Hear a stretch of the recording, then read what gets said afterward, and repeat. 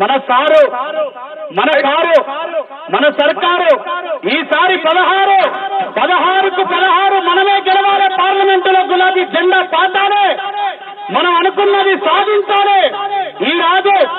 ఈ రోజు బయలుదేరినటువంటి మన సారు రేపటి దేశ్కి నేత కావాలి.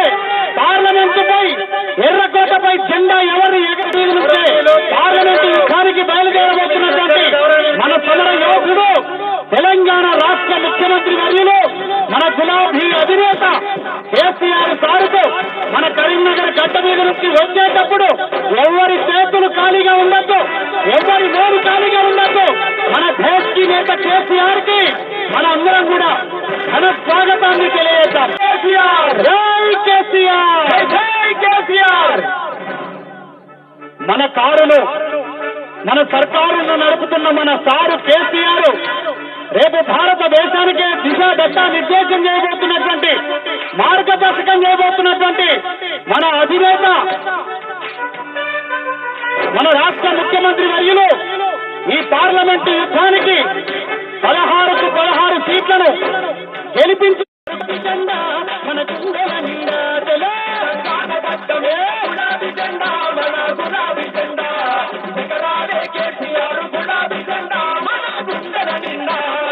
కేసీఆర్ సారు సభా ప్రాంగణం దగ్గరికి విచ్చేసిండు. వేదిక వెనకాలనే ఉన్నాడు సారు. డైరెక్ట్ గా వేదిక మీదకి వచ్చేస్తారు కాబట్టి వచ్చేటప్పుడు మన అధినేతకు గట్టిగా కరీంనగర్ గడ్డ మీద ఎంత ప్రేమ ఉన్నదో, ఎంత చైతన్యం ఉన్నదో తప్పట్లుగా సమర శంఖం పూరించడానికి కరీంనగర్ వేదికను ఎంచుకొని ఈరోజు కరీంనగర్ మట్టి మీద అడుగు పెట్టుకొని 16 ఆయుధాల్ని చేపట్టి పార్లమెంటులో యుద్ధానికి బయలుదేరే ముందు కరీంనగర్ మట్టిని నుదుటన తెచ్చుకొని వీర తిలకలోనే దిద్దుకొని బయలుదేరబోతున్న మన దేశీ నేత కేసీఆర్ గారికి గట్టిగా జై కేసీఆర్, దేశీ నేత కేసీఆర్, జై కేసీఆర్, జై కేసీఆర్, జై తెలంగాణ, జై తెలంగాణ, జై కేసీఆర్, జై కేసీఆర్, జై కేసీఆర్, జై కేసీఆర్. పార్లమెంటు యుద్ధానికి బయలుదేరిన యోధుడు జై కేసీఆర్, జై కేసీఆర్. కేసీఆర్ సారు నాయకత్వం వర్ధిల్లాలి. జై తెలంగాణ, జై తెలంగాణ. ఎక్కడి వాళ్ళు అక్కడే కూర్చోవాలి. మన అధినేత మొట్టమొదటిసారి కరీంనగర్ గడ్డ మీద మరొక్కసారి ముఖ్యమంత్రిగా పార్లమెంటుకు బయలుదేరబోతున్నటువంటి యోధుడిగా బయలుదేరి మొట్టమొదటిసారి కరీంనగర్ గడ్డ.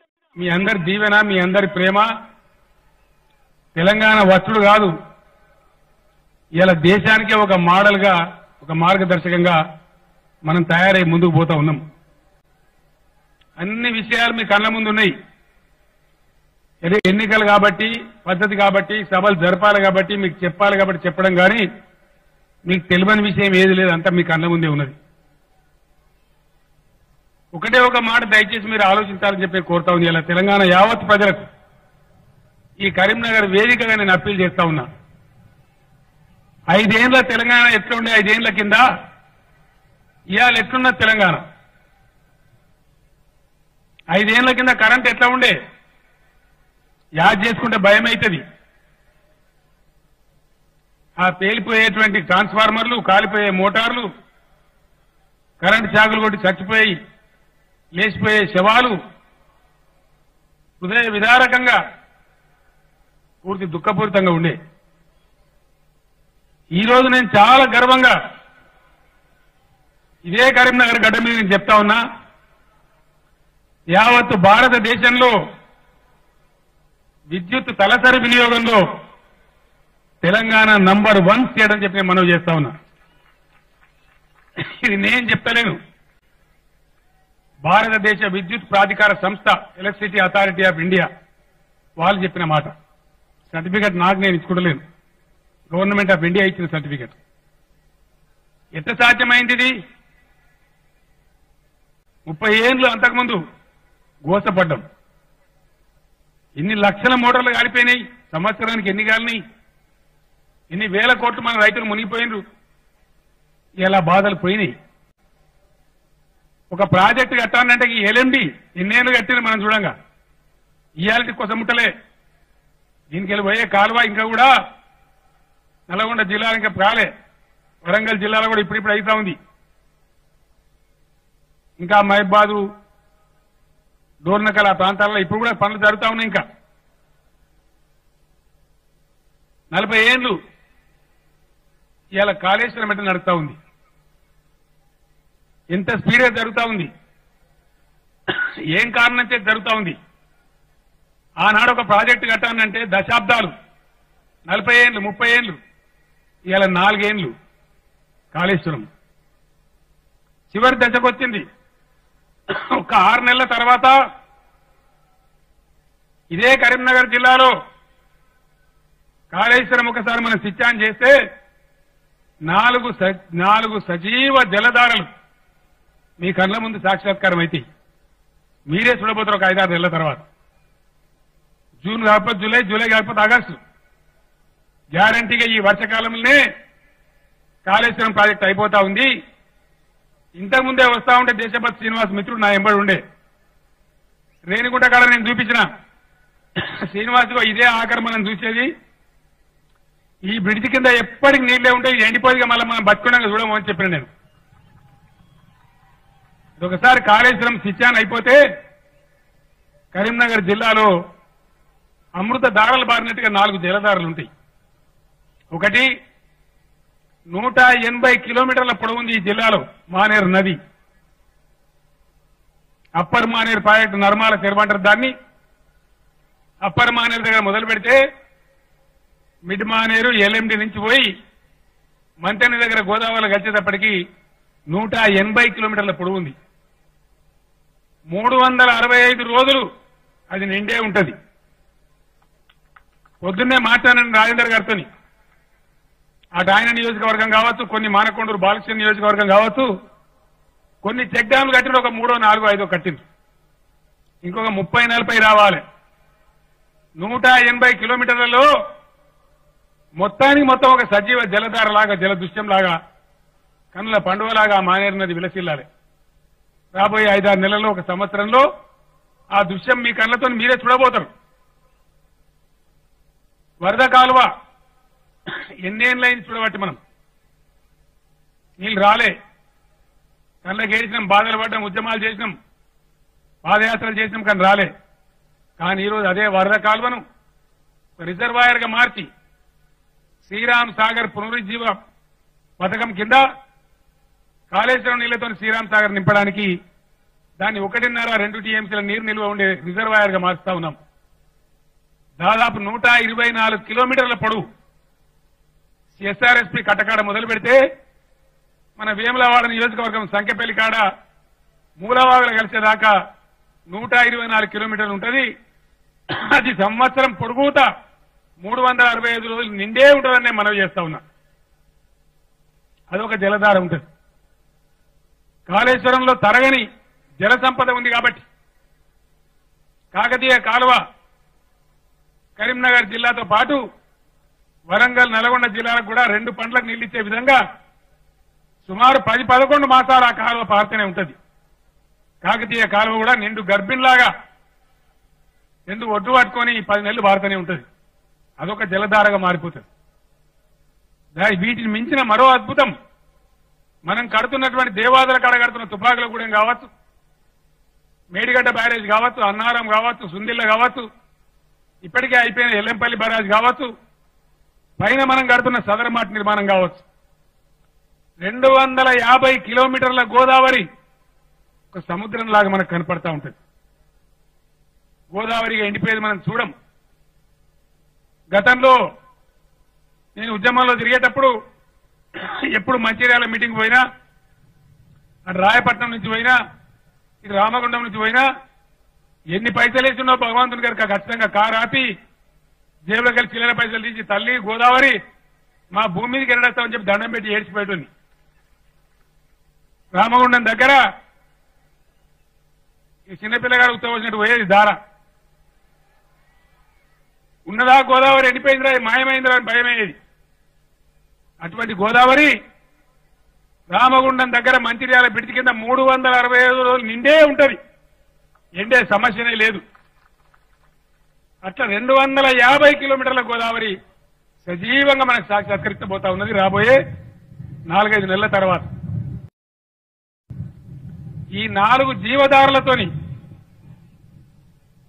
పాలు పొంగే కరీంనగరాన్ని రాబోయే 4-5 నెలల తర్వాత మనం చూడబోతా ఉన్నాం. ఇది ఎట్లా సాధ్యమైంది? దశాబ్దాలు కాలే, నాయకులు లేరా, మంత్రులు లేకుండా, ముఖ్యమంత్రులు లేకుండా, ఎందుకు లేకుండా బ్రహ్మాండం నాకన్నా దొడ్డుండ్రి, నాకన్నా ఎత్తుండ్రి, పని జరగలే. చెయ్య కూర్చుంటే చేస్తే అవుతుంది, దంబచారాలు కొడితే కాదు. కరెంటు మంచిగా బట్టి నోటికెళ్ళి మాట్లాడితే అవుతుంది. ప్రాజెక్టు ఇంత వేగంగా జరుగుతున్నాయి. నిన్నగాక మొన్న మీరందరూ పేపర్లు చదివిను, టీవీలో చదివిను. Power finance corporation of India చివరి దశ పనులు కాళేశ్వరానికి, 2వ దశ పనులు పాలమూరుకు 30,000 కోట్ల రూపాయలు రుణం మంజూరు చేసినారు. చిన్న విషయం కాదు. ఎవరైనా పై తీయాలి, అప్పు పుట్టానంటే పచార కావాలి. అటువంటి గౌరవాన్ని సంపాదించుకున్న తెలంగాణ. మీకు పరిపాలన చేయరాదు, రాష్ట్రం అయితే మీతో కాదు అన్న తెలంగాణ ఎవరైతే అన్నారో వాళ్ళకంటే 1000 రెట్లు అద్భుతమైన పద్ధతిలో ముందుకు పోతా ఉన్నది. ఇదంతా ఎట్లా సాధ్యమైంది? ఎన్ని విషయాల్లో ఇలా దేశంలో మనం నంబర్ 1 ఉన్నాం. 14-15 సంవత్సరంలో ధాన్యం సేకరించింది కేవలం 24 లక్షల టన్నులు. 17-18లో, 18-19లో ధాన్యం సేకరించింది 54 లక్షల టన్నులు. 24 గంటలు కరెంట్ ఇస్తున్నాం కాబట్టి, నీళ్లుండే ప్రాంతాల్లో పంటలు పెరిగినాయి కాబట్టి 24 లక్షల టన్నుల నుంచి 54 లక్షల టన్నులకు పోయింది తెలంగాణ. మనం కొనుకొచ్చుకున్నాడు కాదు, మన దగ్గర నుంచి కర్ణాటక, తమిళనాడు, కేరళ, ఆంధ్ర ఈ రాష్ట్రాలు కొనుక్కుంటా ఉన్నాయి. ఇదంతా ఎట్లా సాధ్యమైంది? కేవలం 4 ఏళ్ల టైంలో కొత్త రాష్ట్రం. ఒకప్పుడు దారి తెన్నులేని రాష్ట్రం. అంటే చేస్తే, కష్టపడితే, మనసు పెడితే, మేధస్సును కరిగిస్తే అన్ని సాధ్యమైతాయి. ఎన్ని రంగాలలో ఇలా తెలంగాణ నంబర్ 1 ఉంది మీ అందరికి తెలుసు. తలసరి విద్యుత్ వినియోగంలో తెలంగాణ నంబర్ 1 దేశంలో. ఆదాయ వృద్ధి రేట్లో తెలంగాణ నంబర్ 1. రెసిడెన్షియల్ స్కూల్ ఏర్పాటు చేయడంలో దేశంలో నంబర్ 1. కేసీఆర్ కిట్స్ అందించి పేద మహిళలకు వైద్య సదుపాయం చేయడంలో దేశంలో నంబర్ 1. వ్యవసాయానికి ఎక్కువ నిధులు ఖర్చు పెట్టే ఏకైక రాష్ట్రం తెలంగాణ నంబర్ 1. విదేశాల్లో చదువుకునే పిల్లలకు 20 లక్షల స్కాలర్షిప్ ఇస్తూ దేశంలో తెలంగాణ నంబర్ 1. సోలార్ విద్యుత్తులో నంబర్ 2. గొర్రెల పంపిణీలో number 1. Ease of doing business లో నంబర్ 2. ఇట్లా ఈ విధంగా అద్భుతంగా ముందుకు పోయినాం. ఇవాళ దేశంలో కొంతమంది మాట్లాడుతున్నారు, కేసీఆర్ 16 ఎంపీలకు వెళ్తే ఏం చేస్తావు, జాతీయ పార్టీలు కావాలి. జాతీయ పార్టీలు ఉన్నాయా ఈ దేశంలో? ఇలా జాతీయ పార్టీల సంగతి నేను చెప్తా, మీరు మనసు పెట్టి వినాలి దయచేసి. జాతీయ పార్టీలు ఏం చేసినాయో, వాళ్ళ తెలివితేటలు ఏందో, ఈ దేశాన్ని ఎట్లా పెడదారి పట్టించినాయో నేను ముందు మాటల్లో మనవి చేస్తాను. 16 ఎంపీలు గెలిస్తే ఏం చేస్తావు నువ్వు అని మాట్లాడుతున్నారు. మీరు గెలిచి ఏం చేసిందని నేను అడుగుతా ఉన్నా. కొన్ని విషయాలు చెప్తే చాలా బాధాకర పరిస్థితులు ఉన్నాయి. ఏ ఒక్క కాంగ్రెస్ పాలిత రాష్ట్రంలో కానీ, ఈరోజు దేశంలో ఏ ఒక్క బీజేపీ పాలించే రాష్ట్రంలో కానీ రైతాంగానికి 24 గంటల కరెంట్ ఇచ్చే రాష్ట్రం ఉన్నదా అని నేను రాహుల్ గాంధీని, నరేంద్ర మోడీని అడుగుతా ఉన్నా. ఇక్కడున్న ఈ గోకరకాయలు కాకరకాయలం కాదు. దమ్ముంటే సమాధానం చెప్పాలి.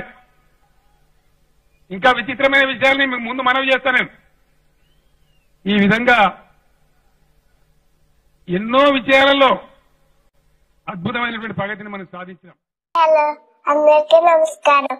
ఈ వీడియో చూసిన ముందు మా యూట్యూబ్ ఛానల్ కి సబ్స్క్రైబ్ చేయండి.